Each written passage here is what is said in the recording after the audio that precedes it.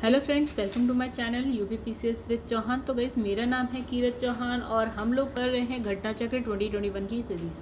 तो गाइस, इसमें हम कर रहे हैं आधुनिक भारत का इतिहास। और जहां तक आज हमारे चैप्टर्स की बात है तो गाइस, आज हम बहुत ही छोटे छोटे हमारे चैप्टर हैं, चैप्टर नंबर 19, 20, 21 एंड 22, जिसको हम एक ही चैप्टर में जो है एक ही वीडियो में कंप्लीट कर लेंगे। तो दोस्तों, जो हमारे चैप्टर्स हैं वो है, पहला है जो 19 चैप्टर नंबर 19 है वो है मालवे मिंटो सुधार। जो चैप्टर नंबर 20 है वो है दिल्ली दरबार और राजधानी परिवर्तन। ठीक है, दिल्ली दरबार और राजधानी परिवर्तन। और जो चैप्टर नंबर 21 है वो है आपका कांग्रेस का लखनऊ अधिवेशन। और जो चैप्टर नंबर 22 है वो है होम रूल लीग आंदोलन। ठीक है दोस्तों, तो ये जो है चारों के चारों जो चैप्टर हैं वो हम क्या करेंगे, इसी वीडियो में कंप्लीट कर लेंगे। ठीक है गाइस, तो गाइस, अगर आपको मेरी वीडियो पसंद आती है तो प्लीज़ से लाइक करिए, मेरे चैनल को सब्सक्राइब और शेयर करिए। और जहाँ तक ये देखिए गाइस, यहाँ पे 4 चैप्टर हैं, तो इसका मतलब आप ये मत समझिएगा कि बहुत ज़्यादा जो है आपका बहुत ज़्यादा मतलब बहुत लंबी वीडियो नहीं बनेगी फिर भी, क्योंकि एक एक 2-2 पेज के ये चैप्टर्स हैं और ये हो जाएंगे कंप्लीट। तो मुझे लगता है कि यार इसके लिए अलग अलग वीडियो जो है 2-2, 4-4, 10-10 मिनट की बनाने का कोई फ़ायदा नहीं। इसे एक ही वीडियो में कंप्लीट करो और आगे बढ़ो। ठीक है दोस्तों, तो बिना टाइम वेस्ट किए हम लोग इसे स्टार्ट करते हैं फिर अपने चैप्टर को। जो है सबसे पहला चैप्टर है वो है हमारा मालवे मिंटो सुधार। तो दोस्तों, यहाँ पे जो चैप्टर नंबर है अभी हम जो करने जा रहे हैं वो है 19, और 19 है मालवे मिंटो सुधार। जो चैप्टर नंबर 18 है गाइस, उसमें हमने देखा था जो मुस्लिम लीग है उसका जो है गठन जो कि होता है 1906 में होता है। मुस्लिम लीग का गठन चलिए कहाँ होता है गाइस, ढाका में होता है। फिर यहाँ पे लिखा है 1905। 1905 में जो भारत के वायसरॉय होते हैं वो गाइस कौन होते हैं, लॉर्ड कर्जन। अब 1905 में जैसे ही लॉर्ड कर्जन का जो मतलब टाइम पीरियड ख़त्म होता है तो जो वायसरॉय बनते हैं वो बनते हैं लॉर्ड मिंटो। ठीक, तो उनका जो है भारत का वायसरॉय, उनको जो है भारत का वायसरॉय नियुक्त किया जाता है। दूसरा यहाँ पे है लॉर्ड मार्ले। मार्ले जो है भारत के क्या है, सचिव है। ठीक है, अब देखिए यहाँ पे जो चैप्टर का नाम है वो क्या है, वो है मार्ले मिंटो सुधार। तो मार्ले जो है आपके भारत के सचिव है और जो मिंटो जो है भारत के वायसरॉय हैं। ठीक है, तो वही नाम दे रखा है मार्ले मिंटो सुधार। तो इनके द्वारा किए गए सुधारों को मार्ले मिंटो सुधार के नाम से जाना जाता है। और ब्रिटिश संसद द्वारा पारित संवैधानिक सुधार और जिन्हें औपचारिक रूप से भारतीय परिषद अधिनियम 1909 कहा जाता है। तो गाइस, क्या कहा जाता है यहाँ पे, जो भी सुधार हुए उसको बोला जाता है भारतीय परिषद अधिनियम 1909। बहुत ही इंपॉर्टेंट है, याद रखिएगा। ठीक है, कहा जाता है सामान्यतः मार्ले मिंटो सुधार के नाम से ये जो है प्रसिद्ध है। क्या, भारतीय परिषद अधिनियम 1909 कहिए या मार्ले मिंटो सुधार कहिए। ठीक है, तो ये दोनों आपको पता होना चाहिए। अब यहाँ लिखा है भारतीय परिषद अधिनियम 1909 यानी कि मार्ले मिंटो सुधार का सबसे बड़ा दोष क्या था गाइस, यहाँ पे ये जो है सांप्रदायिक प्रतिनिधित्व प्रणाली के तहत मुसलमानों के लिए पृथक निर्वाचन मंडल की व्यवस्था करना था। यानी कि हमने जैसे कि बताया था, पृथक निर्वाचन मंडल का मतलब क्या है, अगर कोई मुसलमान कैंडिडेट खड़ा होता है चुनाव में तो उसको जो वोट देने का अधिकार सिर्फ क्या होगा, मुसलमानों को होगा। ऐसा मुस्लिम लीग की मांग थी। ठीक है, तो मतलब ये नहीं है कि कोई हिंदू, सिख या जो दूसरे संप्रदाय के लोग हैं वो उनको वोट कर सकते थे, नहीं, वो नहीं कर सकते थे। और जो मुस्लिम समुदाय के लोग हैं वो किसी और को वोट नहीं कर सकते थे, सिर्फ मुसलमान कैंडिडेट को ही कर सकते थे। तो इससे क्या होता है कि बंटवारे की जो समस्या है बहुत ज़्यादा बढ़ जाती। तो जो कांग्रेस है या और भी जो राष्ट्रवादी हैं वो ऐसा चाहते नहीं थे, लेकिन मुस्लिम लीग ऐसा ही चाहती थी कि मुसलमानों का प्रतिनिधित्व सिर्फ मुसलमान करें और जो है मुसलमान एक गुट होकर रहे। ठीक है, तो इस व्यवस्था के ये इनकी क्या थी, इस जो मार्ले मिंटो सुधार है इसकी सबसे बड़ा दोष था यही। ठीक है, क्योंकि इससे भारत क्या है, बट जाता, कहीं ना कहीं संप्रदायों में बट जाता। ठीक है, अब इसमें लिखा इस व्यवस्था के अंतर्गत परिषदों ने मुसलमान सदस्यों का निर्वाचन सामान्य निर्वाचन मंडल द्वारा नहीं अपितु केवल मुसलमानों के लिए गठित पृथक निर्वाचन मंडल द्वारा किया जाएगा। ठीक है, बाकी सबका अलग और इनका अलग। तो इसमें लिखा वस्तुतः इसका जो है आशय यह था कि मुसलमान संप्रदाय को भारतीय राष्ट्र से पूर्णतः जो है पृथक वर्ग के रूप में स्वीकार किया जाए। मतलब कहा जाए कि भैया जो भारतीय राज्य है, भारतीय राष्ट्र है, उससे मुसलमान अलग रहें बिल्कुल। अरे क्यों रहे, जब हमारा एक राष्ट्र है तो सब एक साथ रहे ना, एकता रहनी चाहिए। यहाँ पे एकता जो है टूटती हुई दिख रही थी। तो इस व्यवस्था ने क्या है, भारतीय राजनीति में बहुत बड़ी समस्या उत्पन्न कर दी और सदियों से बनाई जो है राष्ट्रीय एकता को एक ही चोट में क्या कर दिया, समाप्त कर दिया। अब तो गांधी जी क्या कहते हैं, तो गांधी जी ने कहा कि मार्ले मिंटो सुधार यानी कि 1909 में जो इंडियन काउंसिल एक्ट है उसमें क्या होता है, हमारा, उसने क्या करा, हमारा सर्वनाश कर दिया। ये किसने कहा है, गांधी जी ने। तो गाइस यहाँ पे देखिए कितना छोटा सा चैप्टर था। अब हमारे क्वेश्चन आंसर स्टार्ट होते हैं यहाँ पे, वो भी बहुत ही कम है और बहुत ही जल्दी खत्म हो जाएगा। तो यहाँ लिखा माल्य मिंटो सुधार बिल क्या है, किस वर्ष में पारित किया गया। तो गाइस कब किया गया, 1909 में किया गया। आगे बढ़ते हैं। तो लिखा वर्ष 1905 में लॉर्ड कर्जन के स्थान पर लॉर्ड मिंटो को भारत के वायसराय नियुक्त किया गया और जॉन मार्ले को भारत का सचिव नियुक्त किया गया। और इसके द्वारा किए गए जो है सुधारों को क्या कहते थे, माल्य मिंटो सुधार के नाम से जाना जाता था। और ब्रिटिश संसद द्वारा पारित संवैधानिक सुधार जिसे औपचारिक रूप से भारतीय परिषद अधिनियम 1909 जिन्हें ठीक है 1909 कहा गया, सामान्यतः माल्य मिंटो सुधार के नाम से जाना जाता है। आगे बढ़ते हैं। 1909 के इंडियन काउंसिल एक्ट में किस बात की व्यवस्था की गई थी। तो गाइस क्या कही थी, तो यहाँ पे सांप्रदायिक प्रतिनिधित्व की बात की गई थी। यानी कि भारतीय परिषद अधिनियम जो 1909 है, माल्य मिंटो सुधार का सबसे बड़ा दोष क्या था, सांप्रदायिक प्रतिनिधित्व प्रणाली के तहत मुसलमानों के लिए पृथक निर्वाचन मंडल की व्यवस्था करना था। फिर लिखा है राष्ट्रीय आंदोलन की अवधि में जिस घटना में मतभेद के बीच थे वह जिसने अंततः देश का विभाजन कराया था। ओके, तो गाइस वो क्या था, देखिए तो वो ये था कि विधानसभाओं में मुसलमानों के लिए पृथक निर्वाचन क्षेत्र और स्थानों का आरक्षण। ठीक है, तो यहाँ हो गया डी, यही है आपका। इसमें लिखा है 1909 के माल्य मिंटो सुधार का सबसे बुरा जो है पक्ष क्या था, मुसलमानों को पृथक एवं सांप्रदायिक निर्वाचन पद्धति की सुविधा प्रदान करना था। और इस सुविधा ने कालांतर में क्या किया, भारत में सार्वजनिक सांप्रदायिक जीवन को विशिष्टता जो है विषाक्त कर दिया। अंततः देश के विभाजन के बीजारोपण का काम शुरू हो गया, कि मतलब अब क्या हो गया, एक बीज बो दिया जिससे कि देश का विभाजन हो सकता था भविष्य में, और होता भी है गाइस। तो इस विषय में जवाहरलाल नेहरू का क्या कहते हैं कि इससे उनके चारों तरफ एक राजनीतिक प्रतिरोध बन गया और उन्होंने क्या है, उन्हें शेष भारत से अलग कर दिया। और इसने शताब्दियों से आरंभ हुई एकता और मिलन की और किए गए सभी प्रयत्नों को पलट दिया। आगे बढ़ते गए। ओके गाइस, देखिए इतना छोटा सा चैप्टर था, मतलब ये मान लीजिए एक पेज का ये चैप्टर था। चलिए आगे जो हमारा नया चैप्टर आता है वो है चैप्टर नंबर 20 है, जो कि है दिल्ली दरबार और राजधानी परिवर्तन। ये है चैप्टर नंबर 20। ठीक है गाइस, छोटा सा ये, देखिए इसमें तो इनफैक्ट नोट्स भी नहीं है, सीधे सीधे क्वेश्चन है। देखिए यहाँ पे क्या लिखा है, यहाँ लिखा है ब्रिटिश काल में दिल्ली से पहले भारत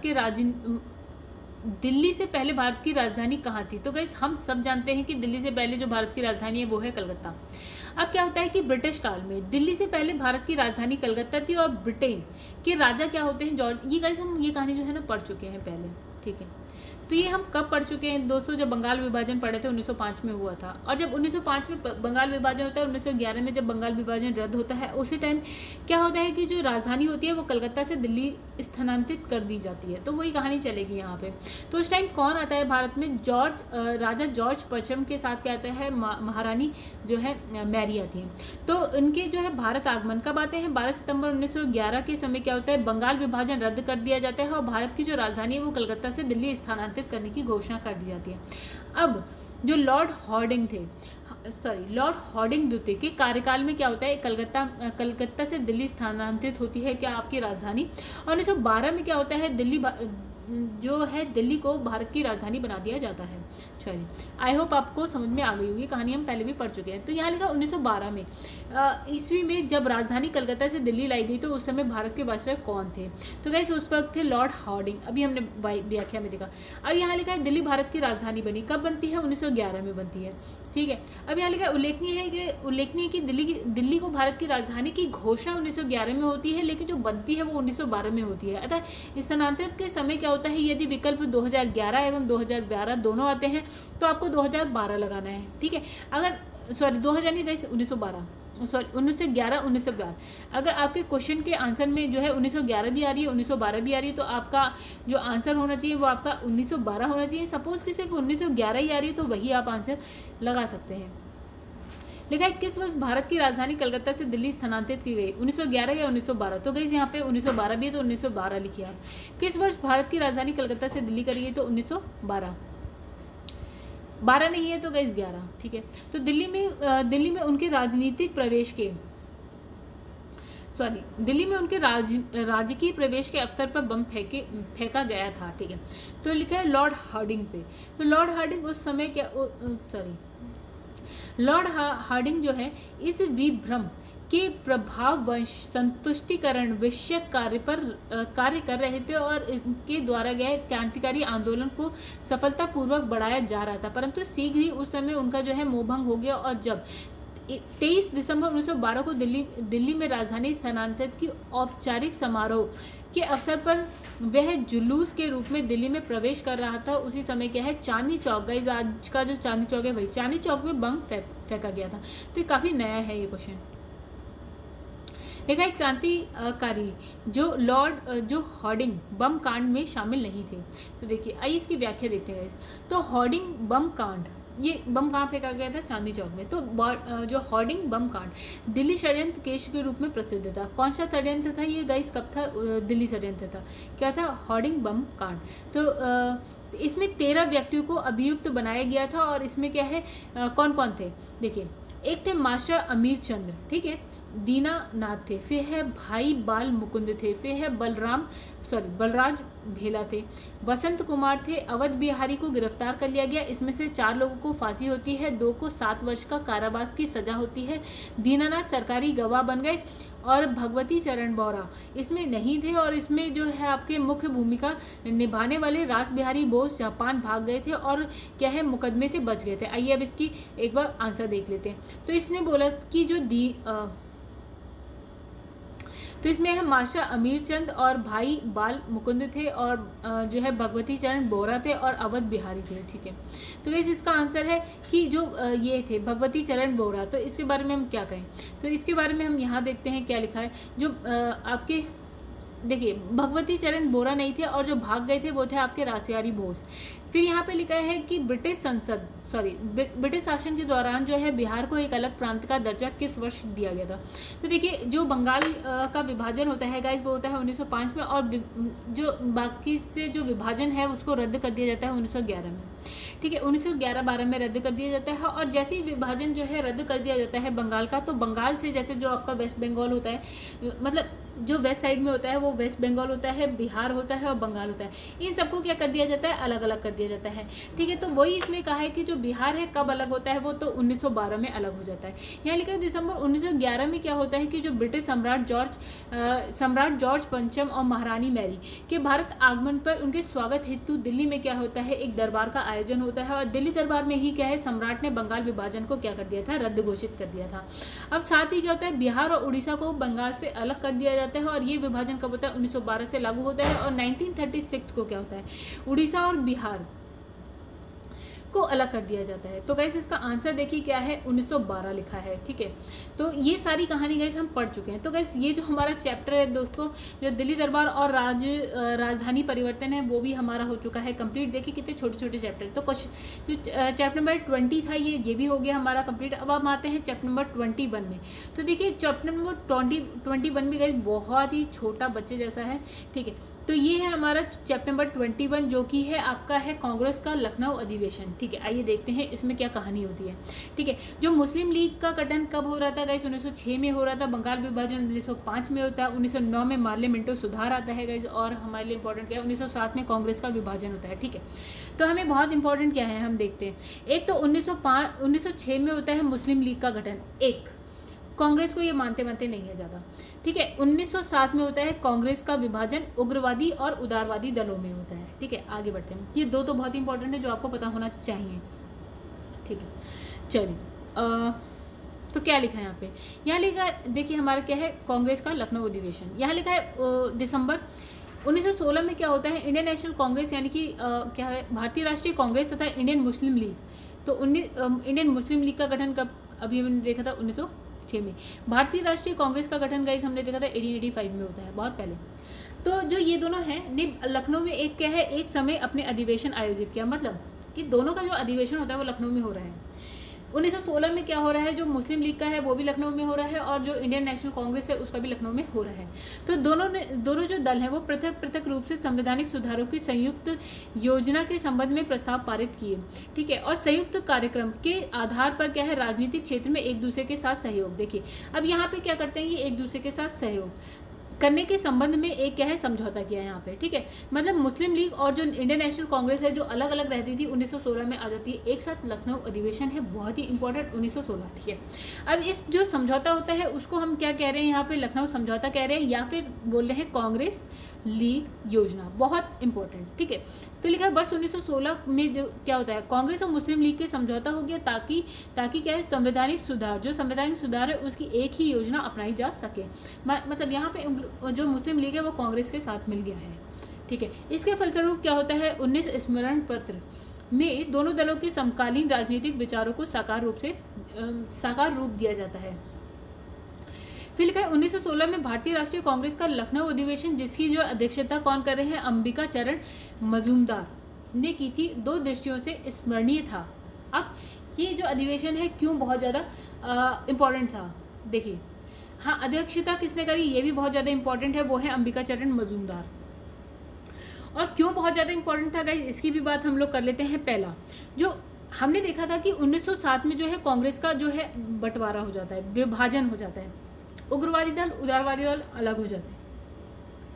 तो यहाँ पे 1916 में क्या होता है, जो उग्रवादी हैं, ठीक है, जिन्हें 9 वर्ष पहले यानी कि 1907 कांग्रेस से निष्कासित किया जाता है, को कांग्रेस में पुनर्प्रवेश मिल जाता है। यानी कि जो उग्रवादी कांग्रेस से अलग हो जाते हैं वो वापस से कांग्रेस में आ जाते हैं। एक ये बहुत इंपॉर्टेंट चीज़ थी। दूसरी चीज़ क्या होती है कि कांग्रेस और मुस्लिम लीग के मध्य क्या हो जाता है, समझौता हो जाता है। ये बहुत इंपॉर्टेंट है। तो ये दो चीज़ बहुत इंपॉर्टेंट हुई थी। 1916 का अधिवेशन जो कि कहाँ होता है, इस लखनऊ में होता है। लखनऊ समझौता बोला है, मुस्लिम लीग कांग्रेस लीग समझौता भी बोला गया इसको। अब लिखा है कि आतंकवादियों और उग्रवादियों के पुनर्मिलन की जो प्रक्रिया है उसमें एनी बेसेंट, ये भी नाम बहुत इंपॉर्टेंट है। देखिए ये गाइस, ये जो उग्रवादी है ना उनको आतंकवादी कह रही मैं, अतिवादी, ठीक है, अतिवादी उग्रवादी इन दोनों का क्या होता है, वापस से मिलन हो जाता है। अब इसमें बहुत ज़्यादा हेल्प किसने करी है, तो वो है आपके एनी बेसेंट और तिलक ने महत्वपूर्ण भूमिका निभाई है। जबकि मोहम्मद अली जिन्ना और तिलक कांग्रेस लीग समझौते के मुख्य शिल्पी थे, ठीक है, मोहम्मद अली जिन्ना और तिलक, ठीक। तो 1916 से लेकर 1922 तक का काल जो है इंडियन नेशनल कांग्रेस और मुस्लिम लीग के बीच क्या है, मतैक्य का काल था, ठीक है। मतलब दोनों मिलजुल के काम कर रहे हैं। बाद में क्या होता है, अलग होते हैं, ऐसा तो हो ही नहीं सकता दोनों साथ चले, ठीक है। तो लिखा है कि लखनऊ समझौता केवल एक अस्थायी समझौता था, नॉट स्थायी, इट इज अस्थायी समझौता, ठीक है। मुस्लिम लीग ने इस समझौते के बावजूद पृथक अस्थायी जो है पृथक अस्तित्व बनाए रखा और वह मुसलमानों के लिए पृथक राजनीतिक अधिकार की वकालत करती रही। मतलब जो निर्वाचन चल रहा था, पृथक निर्वाचन चल रहा था की मांग जो चल रही थी वो तो चलती रही, ठीक है। अब लिखा है कि 1922 तक क्या होता है, दोनों इस समझौते के अनुरूप मिलकर कार्य करते रहे। किंतु गाइस 1916 से 1922 में क्या होता है देखेंगे तो किंतु असहयोग आंदोलन के साथ ही ये समझौता हो जाता है भंग और लीग ने पुनः अपना पुराना रास्ता पकड़ लिया। मतलब दोनों जो है कांग्रेस मुस्लिम लीग क्या होगी, कांग्रेस से अलग हो जाती है। 1920 तक चलती है कहानी, 1916 से 1920 बस कहानी खत्म। आइए इसके क्वेश्चन आंसर करते हैं गाइस। तो इसमें लिखा है दिसंबर, ठीक है, लिखा है दिसंबर 1916 में इंडियन नेशनल कांग्रेस और इंडियन मुस्लिम लीग ने एक ही समय अपने अधिवेशन आयोजित किया था। कहाँ पे किया था गाइस, हम जानते हैं लखनऊ में किया था। तो यहाँ लिखा है दिसंबर 1916 में इंडियन नेशनल कांग्रेस तथा इंडियन मुस्लिम लीग ने लखनऊ में एक ही समय में अपने अधिवेशन आयोजित किया था। अंबिका चरण मजूमदार क्या थे, उस वक्त कांग्रेस के अध्यक्ष बने थे। चलिए आगे बढ़ते हैं। तो आई होप गाइज आपको बहुत ज़्यादा टफ नहीं लग रहा होगा। इसमें लिखा है 1916 में क्या है, भारतीय राष्ट्रीय कांग्रेस के लखनऊ अधिवेशन की अध्यक्षता किसने करी थी, तो हम सब जानते हैं। फिर लिखा है कि कांग्रेस और मुस्लिम लीग के बीच प्रसिद्ध लखनऊ समझौता पर हस्ताक्षर हुआ था, कब हुआ था, 1916 में हुआ था, ठीक है। तो लिखा है 1916 में कांग्रेस मुस्लिम लीग में समझौता हो गया ताकि संवैधानिक सुधारों की एक योजना अपनाई जा सके। फलस्वरूप क्या होता है, 19 स्मरण पत्र में दोनों दलों के समकालीन राजनीतिक विचारों को क्या है, साकार रूप दिया गया, ठीक है। आगे बढ़ते हैं। लिखा है अतिवादी और उदारवादियों के पुनर्मिलन की प्रक्रिया के जो प्रमुख शिल्पी थे कौन थे गाइस, निम्न में से कौन थे। एक तो हमने लिखा था मोहम्मद अली जिन्ना, दूसरे थे तिलक। तो यहाँ पे है, देखिए यहाँ पे नाम लिखा है जिन्ना का, यानी कि MA जिन्ना, यानी कि मोहम्मद अली जिन्ना, ओके। शिल्पी गाइस, शिल्पी तो मोहम्मद अली जिन्ना ही थे ये। हाँ, इन्होंने महत्वपूर्ण, एनी बेसेंट ने महत्वपूर्ण भूमिका निभाई थी। आइए देखते हैं क्या लिखा है यहाँ पे। इसमें लिखा है 1916 में भारतीय राष्ट्रीय कांग्रेस का लखनऊ अधिवेशन, जिसकी अध्यक्षता अंबिका चरण मजूमदार ने की थी, 2 दृष्टियों से जो है स्मरणीय था। पहला, उग्रवादी जो थे वो 9 वर्ष बाद 1907 में क्या होता है, कांग्रेस में वापस से सम्मिलित हो जाते हैं। दूसरा जो है, कांग्रेस और मुस्लिम लीग के मध्य क्या हो जाता है, समझौता हो जाता है। ठीक है, फिर लिखा है अतिवादी उदारवादी जो ये दोनों हैं, इनका पुनर्मिलन की जो प्रक्रिया कौन करता है, प्रक्रिया पुनर्मिलन दोनों को मिलाने का काम करता है, एनी बेसेंट और तिलक ने करा था। जबकि मोहम्मद अली जिन्ना और तिलक जो है मुस्लिम लीग समझौते के मुख्य शिल्पी थे। गाइस यहाँ क्वेश्चन में तो शिल्पी लिखा है, तो मोहम्मद अली जिन्ना और तिलक होने चाहिए। ठीक है, बट यहाँ पे एनी बेसेंट का नाम है, I don't know why Annie Besant का नाम नहीं होना चाहिए गाइस यहाँ पे। तो फिलहाल मेरे हिसाब से तो मोहम्मद अली जिन्ना का नाम होना चाहिए, जैसा कि हम पढ़ के आए हैं। ठीक है, इन्होंने जो है उग्रवादियों को मिलाने में बहुत ज़्यादा हेल्प करी थी, कांग्रेस से दोबारा मिलाने में। लेकिन यार गाइस मुख्य शिल्पी ओके गाइस सॉरी, शिल्पी बोला इन्होंने कहा है उदारवादियों के पुनर्मिलन की प्रक्रिया। ओके, तो ठीक है, एनी बेसेंट ही है। तो गाइस आगे बढ़ते हैं। चलिए, यहाँ लिखा वर्ष 1916 में मुस्लिम लीग और कांग्रेस के मध्य किसने समझौता कराया था, तो हमने 2 नाम पढ़े, मोहम्मद अली जिन्ना। तो समझौता किसने कराया था, तिलक ने और जिन्ना ने। ठीक है, आगे बढ़ते गए। मुख्य प्रमुख शिल्पी तो वही थे, जिन्ना एंड तिलक। कांग्रेस के 1916 के लखनऊ अधिवेशन में कौन सा मुख्य दूरगामी परिणाम वाला निर्णय लिया गया था, तो गाइस यहाँ पे इसका आंसर है मुस्लिम लीग की पृथक निर्वाचन क्षेत्र की मांग स्वीकार की। अब देखो गाइस यहाँ पे क्या होता है कि जो मुस्लिम लीग ने पृथक निर्वाचन की जो मांग करी थी, यानी कि जब मुस्लिम लीग का गठन होता है तब, यानी कि मुस्लिम लीग का गठन 1906 में होता है, 1916 में कांग्रेस भी इसको मान जाती है। बिकॉज कांग्रेस को क्या लगता है गाइस कि इसके अलावा उनके पास और कोई रास्ता है नहीं कि वो मुस्लिम लीग का जो पृथक निर्वाचन क्षेत्र है उसकी मांग को मान जाए। तो 1916 में मान जाती है, और जब मान जाती है तो जो लीग होती है वो कांग्रेस से दोस्ती कर लेती है। आगे बढ़ते हैं। लिखा है यहाँ पे कि लखनऊ समझौता 2016 के तहत कांग्रेस ने मुस्लिम लीग के लिए प्रथम बार जो है पृथक निर्वाचन मंडल की मांग को स्वीकार कर लिया, जो मुस्लिम लीग के लिए एक सकारात्मक उपलब्धि थी, क्योंकि कांग्रेस अब तक इसका विरोध करती रही। और डॉक्टर रमेश चंद्र मजूमदार ने लखनऊ समझौते की कटु आलोचना करते हुए लिखा है कि परवर्ती घटनाओं की पृष्ठभूमि में निसंदेह रूप से यह कहा जा सकता है कि 1916 में कांग्रेस द्वारा लखनऊ समझौते करने के निर्णय ने वस्तुतः वह नींव डाली जिसके ऊपर 30 वर्ष बाद पाकिस्तान का निर्माण हुआ। मतलब ये जो है आपके तो जो आपके रमेश चंद्र मजूमदार होते हैं वो कहते हैं भैया आपने जो 1916 में मान ली ना मुस्लिम लीग की बात, उससे क्या होगा 30 वर्ष बाद क्या होता है कि पाकिस्तान का निर्माण होगा ही होगा। तो लखनऊ समझौते ने भावी जो है राजनीति में सांप्रदायिकता के उदय का भी मार्ग प्रशस्त किया। उन्होंने कहा भैया ये सब करना है, अगर मुसलमानों को साथ लेना है तो उनकी बातें मान जाओ, जिसका परिणाम क्या हुआ गाइस 1947 में पाकिस्तान का निर्माण। फिर लिखा है कांग्रेस ने इतना इन लोगों ने भी सोचा नहीं था। ठीक है, अब यहाँ लिखा है कि कांग्रेस ने प्रथम बार मुस्लिम समुदाय के लिए पृथक निर्वाचन प्रणाली स्वीकार कर ली। कब करी थी? 1916 में करी थी। यहाँ लिखा है इंडियन नेशनल कांग्रेस और मुस्लिम लीग के भी मतैक्य का काल निम्नलिखित में से कौन प्रदर्शित करता है? तो 1916 से 1922 तक का काल था, जिसमें दोनों की दोस्ती बहुत ही चरम पे थी। ठीक है, तो हालांकि कुछ मांगे मानी गई थी और मुस्लिम लीग तो अलग चल ही रही थी अपने हिसाब से थोड़ा बहुत। तो यहाँ लिखा है कि 1916 से लेकर 1922 तक का काल जो है इंडियन नेशनल कांग्रेस और मुस्लिम लीग के बीच मतैक्य का काल था। और लखनऊ समझौता केवल एक अस्थायी समझौता था, क्योंकि अस्थायी इसलिए कि स्थायी होता तो हमेशा चलता रहता, अस्थायी इसलिए कि 1922 में ये खत्म हो जाता है। मुस्लिम लीग ने इस समझौते के बावजूद जो है पृथक अस्तित्व बनाए रखा और वे मुसलमानों के लिए पृथक राजनीतिक अधिकारों की वकालत करती रही। 1922 तक दोनों इस समझौते के अनुरूप मिलकर कार्य करते रहे, किंतु असहयोग आंदोलन के साथ ही यह समझौता जो है भंग हो गया और लीग ने पुनः अपना पुराना रास्ता अपना लिया। मतलब कि भैया हम अलग होकर चलेंगे, तो वो चल ही रही थी। तो दोस्तों नेक्स्ट जो हमारे पास क्वेश्चन है वो क्या लिखा है? लिखा है निम्नलिखित में से कौन 1916 के लखनऊ के जो है कांग्रेस अधिवेशन के विषय में असत्य है? आइए देख लेते हैं क्या असत्य है। पहला ही असत्य है, लिखा है अंबिका चरण मजूमदार ने इसकी अध्यक्षता नहीं की थी। इनफैक्ट जो अध्यक्ष थे उस वक्त वो यही थे, अंबिका चरण मजूमदार। तो ये गलत हो गया। ठीक है, इस अधिवेशन में जो उदारवादी है और उग्रवादियों के बीच पुनः मेल स्थापित हुआ था। बिल्कुल सही है। महात्मा गांधी पहली बार चंपारण के किसानों की समस्याओं से अवगत कराए गए थे 1916 में। चलो गाइस ये भी सही। तो ये जो है डी तो गलत ही है। ठीक है, तो गाइस ये जो है इसमें लिखा है कि 1916 के लखनऊ के कांग्रेस अधिवेशन में तिलक को पुनः कांग्रेस में शामिल कर लिया गया और अध्यक्षता किसने करी है? देखिए जो तिलक थे वो उग्रवादी थे गाइस। हम क्या क्या जानते थे? पाल क्या था? लाल बाल पाल। तो ये बाल गंगाधर तिलक ही थे, तो यही थे।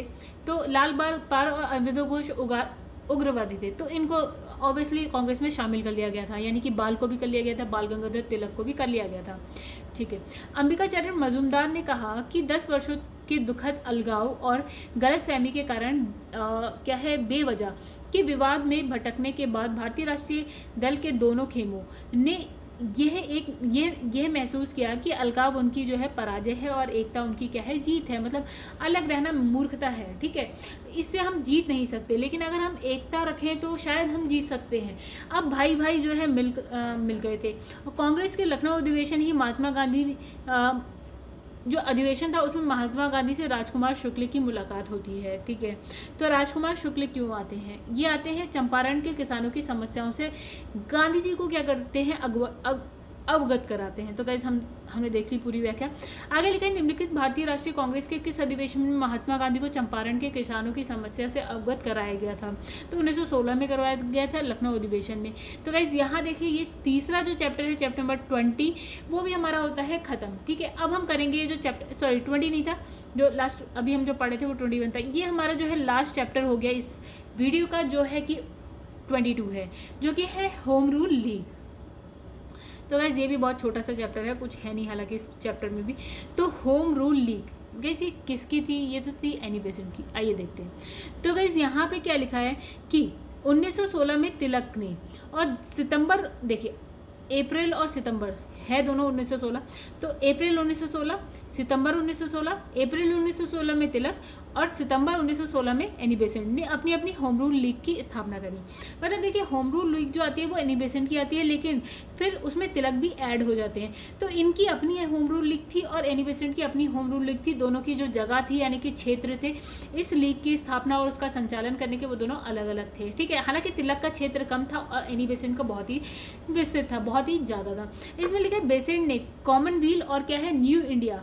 देखिए अब इन्होंने क्या क्या जो आपकी किसका प्रचार किया, यानी कि क्या क्या लिखा है। तो जो एनी बेसेंट की है रचना वो है आपकी कॉमनवेल्थ और जो है न्यू इंडिया, बहुत इंपॉर्टेंट है, ये क्वेश्चन आया हुआ है। और जो तिलक की है वो है आपकी गाइस मराठा और केसरी, और इनफैक्ट हम ये एक चैप्टर में पढ़ भी चुके हैं, ये कुछ नया नहीं है। अगर आप नोट्स बनाते हैं तो शायद आपको याद होगा। ठीक है, तो के माध्यम से क्या करा, अपनी अपनी लीग का प्रचार किया। तो इनकी एक पत्रिका है होम रूल, एनी बेसेंट की है न्यू इंडिया और कॉमनवेल्थ, इससे अपनी जो लीग है उसका प्रचार किया। और तिलक ने मराठा केसरी से अपनी लीग का प्रचार किया। ठीक है, अब तिलक द्वारा स्थापित होम रूल लीग के जो है प्रथम अध्यक्ष कौन थे? देखिए तिलक द्वारा जो स्थापित थी उसके थे आपके जोसेफ बैप्टिस्टा और सचिव NC केलकर। ठीक है, इंपॉर्टेंट है, जोसेफ और केलकर ऐसे याद रख लीजिए। जबकि जो एनी बेसेंट की थी उसके जो सचिव थे वो क्या थे? अरुणडेला थे, यानी कि जॉर्ज अरुणडेला।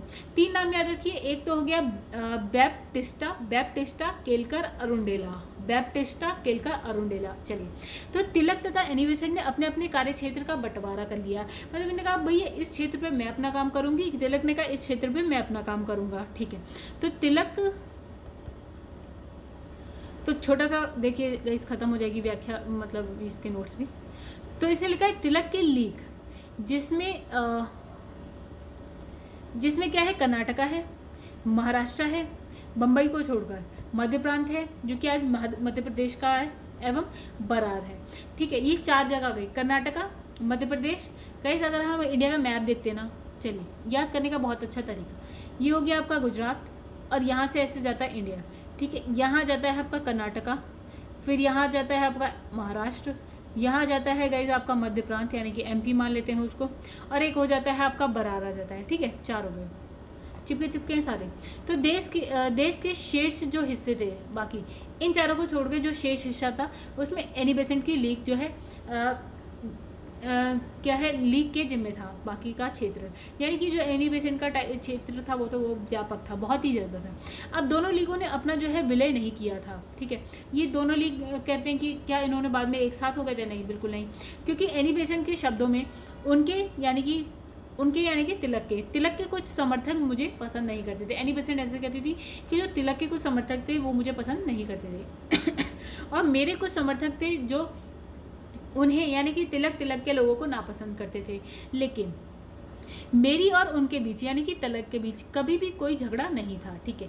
तो होम रूल आंदोलन के दोनों नेताओं यानी कि तिलक और एनी बेसेंट की निगाह में स्वराज का अर्थ क्या था, करीब एक जैसा था। मतलब एनी बेसेंट भी स्वराज को एक तरह से ही मानती थी और तिलक का भी वही मानना था स्वराज के लिए। क्या ये था कि ब्रिटिश साम्राज्य के अंतर्गत स्थानीय, प्रांतीय, केंद्रीय स्तर पर उत्तरदायी शासन और प्रशासन की आधिकारिक व्यवस्था की जाए, जैसे गोरो द्वारा शामिल डोमिनियन जो दर्जा प्राप्त अन्य ब्रिटिश उपनिवेशों में थी। यानी अगर हम बात करें कि और बाकी देश जैसे कनाडा भी उपनिवेश था, ठीक है, और जो आपका ऑस्ट्रेलिया है वो भी जो है अंग्रेजों का जो है उपनिवेश था। देखिए वहाँ पे जो आपका जो ऊपर जो सत्ता थी, मतलब ऊपर जो था डोमिनियन दर्जा मिलना चाहिए, ऐसा एनी बेसेंट का और मतलब इन्होंने कहा भारत को डोमिनियन दर्जा, डोमिनियन स्टेट बनाया जाए, ठीक है। एनी बेसेंट भी ऐसा मानती थी, तिलक भी ऐसा ही मानते थे। यानी कि ब्रिटिश सत्ता तो रहे लेकिन उसके बाद जो राज्य करे ना, यानी कि जो शासन प्रशासन चले वो भारतीयों द्वारा चले, ऐसा मानना था। एनी बेसेंट का भी मानना था और तिलक का भी मानना था।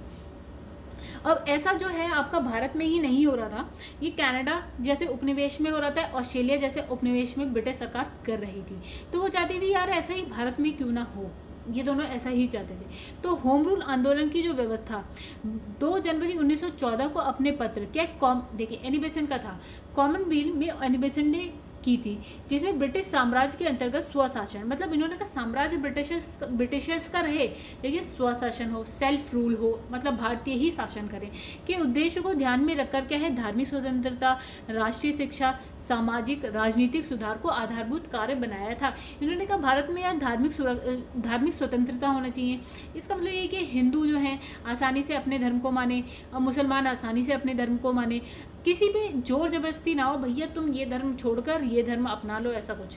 ये राष्ट्रीय शिक्षा होनी चाहिए, सामाजिक और राजनीतिक सुधार, ये सारी चीज़ें होनी चाहिए। तो भारत में यह आंदोलन जो है प्रथम विश्व युद्ध के दौरान काफ़ी लोकप्रिय रहा। ठीक है, 1900 जो कहते हैं जब प्रथम विश्व युद्ध चल रहा होता है तभी की ये कहानी है। तो 1916 का लखनऊ अधिवेशन, जो 1916 में अभी हमने देखा था ना लखनऊ अधिवेशन, जिसमें जो है कांग्रेस और मुस्लिम लीग एक साथ आ जाती है, उग्रवादी और जो है उदारवादी कांग्रेस के एक साथ आ जाते हैं। तो 1916 का लखनऊ अधिवेशन होम रूल लीग के सदस्यों के लिए क्या है अपनी ताकत दिखाने का अच्छा मौका था। फिर लिखा तिलक के समर्थकों ने तो परंपरा ही बना दी थी जिस पर कांग्रेस बहुत साल तक टिकी रही।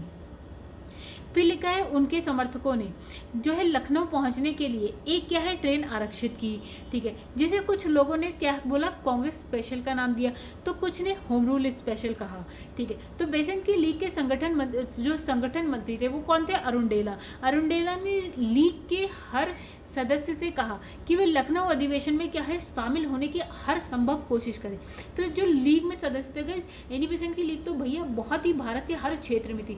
तो अरुण डेला कहते हैं भैया तुम हर जगह से कहाँ पहुँचो, लखनऊ पहुँचो।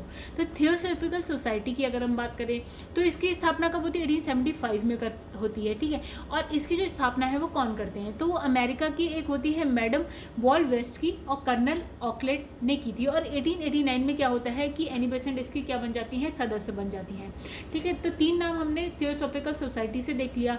कब स्थापना होती है, 1875 में होती है। और पहली जो स्थापना करते हैं मैडम वॉल वेस्ट की, जो कि अमेरिका से थी, कर्नल ऑलकॉट थे, उन्होंने करी थी। और एनी बेसेंट इसमें 1889 में यानी कुछ 14-15 साल बाद जो है इसमें इसकी सदस्य बनती है, यानी कि मेंबर बनती है। तो गाइस ये देखिए यहाँ पे ये भी खत्म हो जाता है, चैप्टर नंबर 22 चल रहा है गाइस, ठीक है। यहाँ लिखा है होम रूल लीग आंदोलन सर्वप्रथम किसने आरंभ किया था, तो यहाँ लिखा है एनी बेसेंट, तो एनी बेसेंट ने किया था। भारत में होम रूल लीग स्वशासन हुआ ना गाइस, होम रूल को हिंदी में बोलेंगे होम मतलब स्व मतलब अपना, और रूल मतलब शासन। तो होम रूल लीग आंदोलन सर्वप्रथम एनी बेसेंट ने प्रारंभ किया था। यद्यपि होम रूल लीग की स्थापना कब होती है, 1916 में तिलक ने की थी। 1915-16 में 2 होम रूल लीग आरंभ की गई थी और नेतृत्व कौन कर रहे थे, तिलक कर रहे थे और एनी बेसेंट कर रही थी।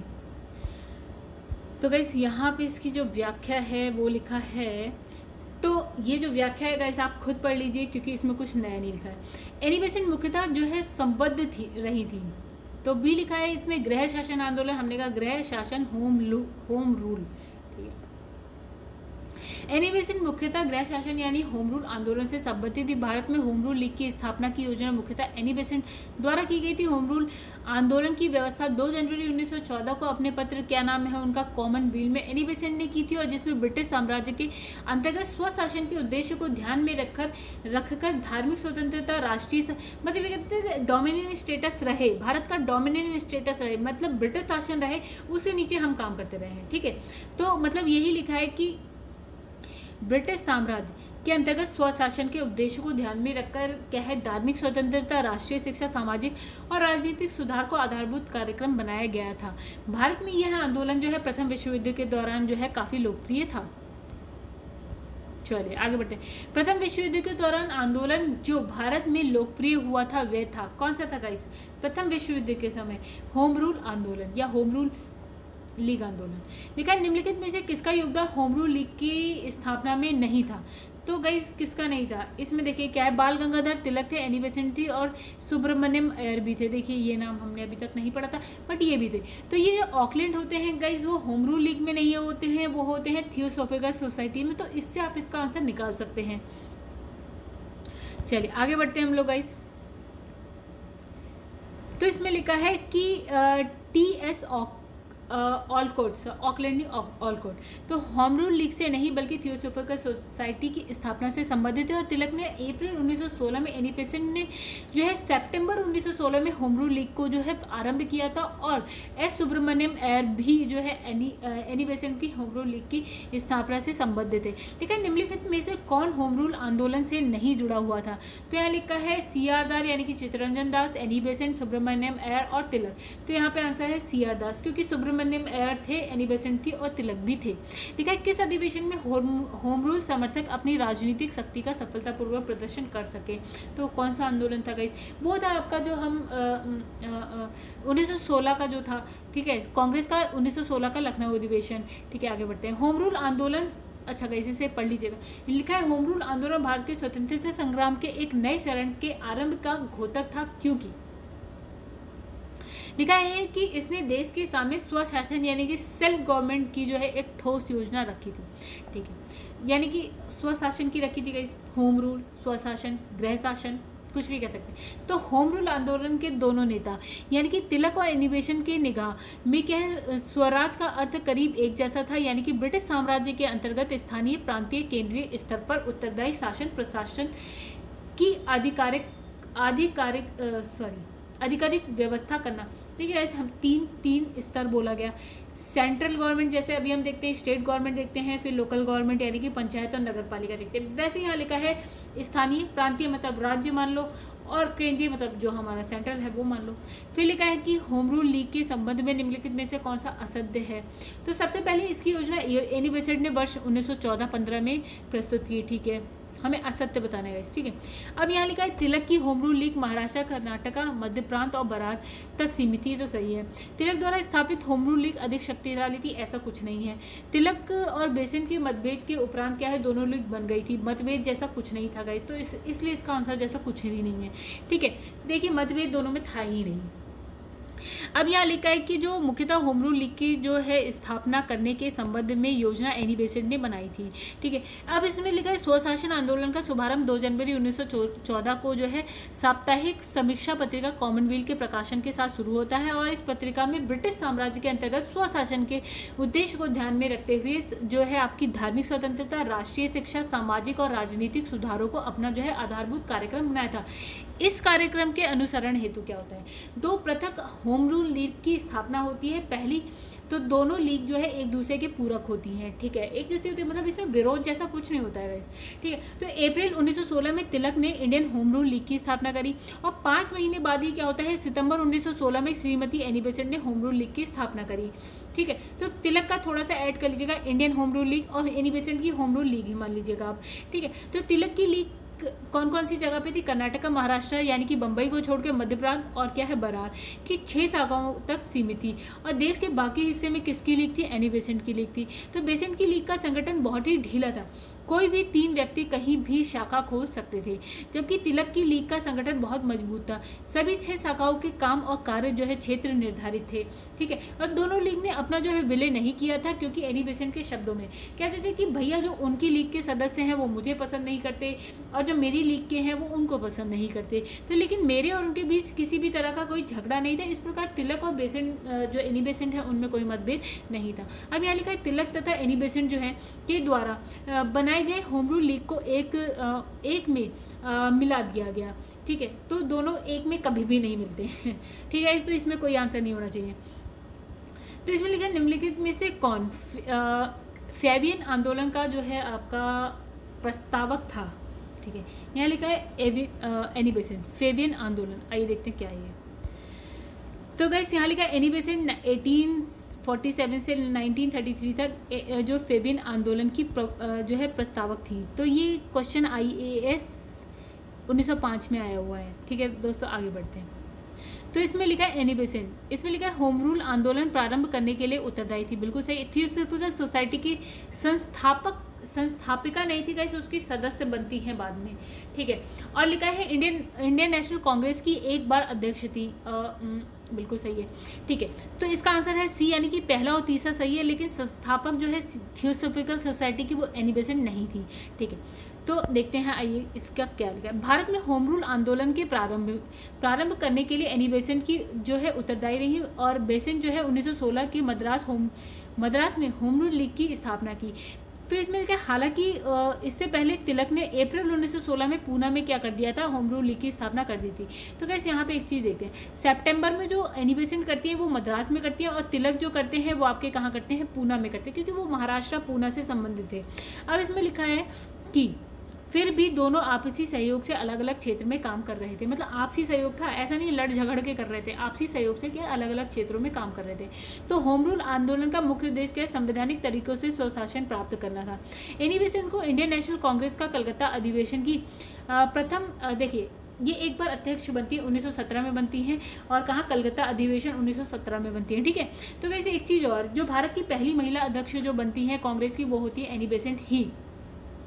अब लिखा है थियोसॉफिकल सोसाइटी की स्थापना 1975 में अमेरिका में। अब देखिए स्थापना हमने कहा संस्थापिका थी, नहीं बिल्कुल नहीं थी, ये इसके सदस्य जरूर बनती है, लेकिन संस्थापक कौन थे, स्थापना किसने की थी, वो अमेरिका में एक मैडम वॉल वेस्ट की थे, और जो है कर्नल ऑलकॉट इन लोगों ने स्थापना करी थी। और एनी बेसेंट जो है 1885, देखिए स्थापना कब होती है, 1875 में होती है, लेकिन एनी बेसेंट कब आती है, 1889 में इसकी जो है सदस्य बन जाती है, ठीक है। आगे बढ़ते हैं। 1920 में क्या होता है, निम्नलिखित में से किसने अपना नाम परिवर्तन कर स्वराज सभा रख दिया था। तो गाइस इसका आंसर है all India home rule league ने, ठीक है। अब लिखा है होम रूल आंदोलन, Akhil Bharatiya home rule league एक राष्ट्रीय राजनीतिक संगठन था, जिसकी स्थापना अप्रैल 1916 में कौन, बाल गंगाधर तिलक और एनी बेसेंट कब करती हैं, सितंबर 1916 में करती हैं। तो तिलक कहाँ करते हैं गाइस, पूना में करते हैं, और जो एनी बेसेंट है वो कहाँ करती हैं, मद्रास में करती हैं। अब लिखा है तिलक का home rule league Karnataka, Maharashtra, Bambai को छोड़कर मध्य प्रांत और क्या है बरा की 6 शाखाओं में क्या था, सीमित था। देश के बाकी हिस्से में किसका लीग था, किसकी होम रूल लीग स्थापित थी, वो थी आपकी एनी बेसेंट की।